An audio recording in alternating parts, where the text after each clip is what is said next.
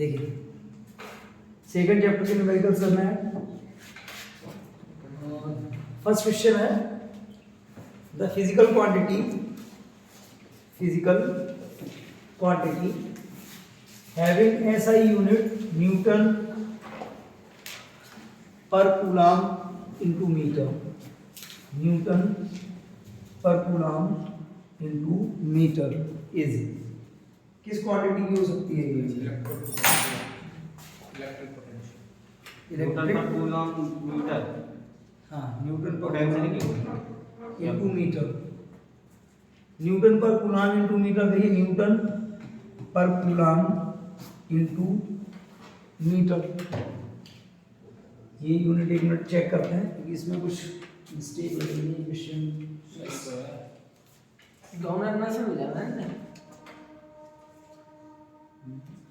हाँ, न्यूटन पर coulomb into metre किसकी यूनिट होती है ये? वी की, क्योंकि ये होता है ई इलेक्ट्रिक फील्ड, न्यूटन पर कूलम इंटू मीटर का क्या होता है? एल। ई इंटू एल ये किसके इक्वल होता है? ये होता है वी। तो ये क्वांटिटी कौन सी हो गई?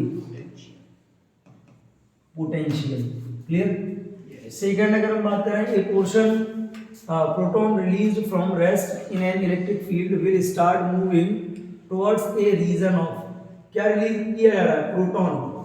और प्रोटॉन के बारे में अगर बात करें तो हमको मालूम है कि जो प्रोटॉन होता है that is a positive charge and positive charge will move from the region of higher potential to the region of lower. Positive higher potential से लोअर पोटेंशियल की तरफ चलता है towards a region of lower potential,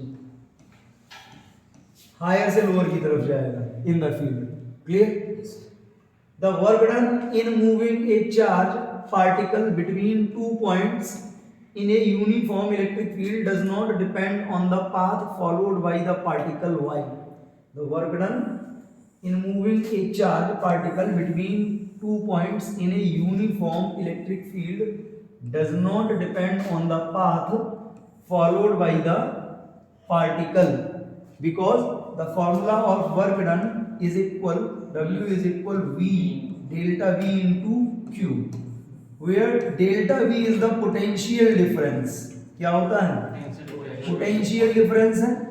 और अगर हम electric field की बात करें या जो इलेक्ट्रोस्टैटिक फोर्स है, जो पोटेंशियल है, ये किस में आते हैं? ये आपके कंजर्वेटिव फोर्स में आते हैं। और कंजर्वेटिव फोर्स में जो वर्क डन होता है that is independent from the path. जो आपका इलेक्ट्रोस्टैटिक फोर्स है जिसको हम कूलम फोर्स बोलते हैं, इलेक्ट्रिक फोर्स कंजर्वेटिव फोर्स है। और कंजर्वेटिव फोर्स में जो वर्क डन होता है वो पाथ पर डिपेंड नहीं करता, that will depend only on the initial and final positions of the system, जहां से वो स्टार्ट किया था और जहां पर वो जा रहा है। क्लियर? और जब दो पॉइंट के बीच की बात कर रहे हैं तो आप किसी भी पाथ से ले जाएं, डेल्टा वी होगा वो उनके लिए हमेशा सेम रहेगा। That is the difference of potential. तो पाथ पर ये डिपेंड नहीं करता। क्लियर? थर्ड क्वेश्चन हो गया। फोर्थ है draw equipotential surfaces for an electric dipole. अब देखिए फोर्थ को अगर हम समझें, इलेक्ट्रिक डाइपोल, इलेक्ट्रिक डाइपोल कैसा होता है? ये पॉजिटिव, ये नेगेटिव। अब इलेक्ट्रिक फील्ड लाइंस की अगर हम पहले बात करें तो इलेक्ट्रिक फील्ड लाइंस क्या होंगी? पॉजिटिव से नेगेटिव की तरफ जाएंगी। क्लियर? इस टाइप से।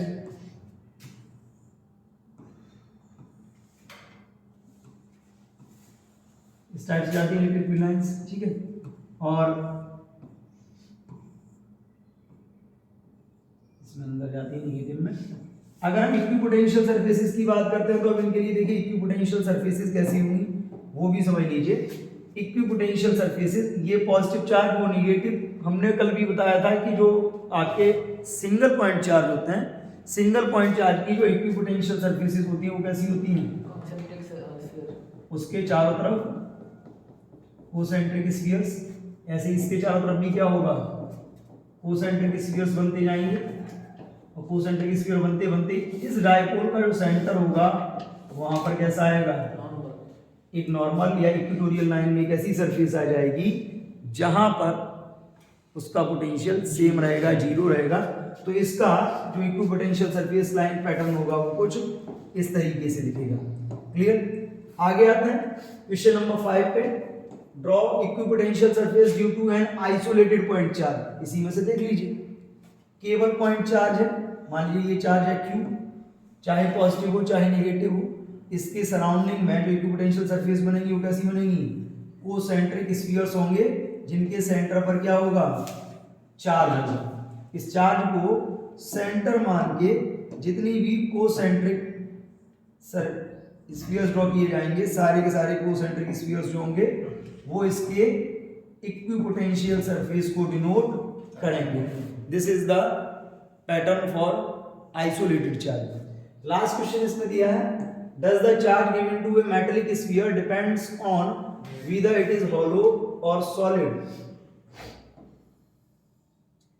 क्या किसी भी स्फीयर को, मेटेलिक स्फीयर को दिया गया चार्ज इस बात पर डिपेंड करता है कि वो हॉलो है या सॉलिड है, यस और नो? करता है। व्हाई? रीजन स्पेसिफाई भी करना है। अगर हॉलो होगा तो उसके सरफेस पे आएगा। हाँ, if the sphere is hollow then all the charge is distributed over their surface. No charge is inside that, that means the electric field inside that is zero. लेकिन जब हम बात करते हैं सॉलिड की, तो सॉलिड में क्या होगा, वॉल्यूमेट्रिक डिस्ट्रीब्यूशन हो जाएगा। क्लियर? तो ये डिपेंड करता है कि किसको चार्ज दिया जा रहा है। नेक्स्ट क्वेश्चन है, a point charge plus q is placed at a point O as shown in the figure. Is the potential difference VA minus VB positive, negative or zero? Clear?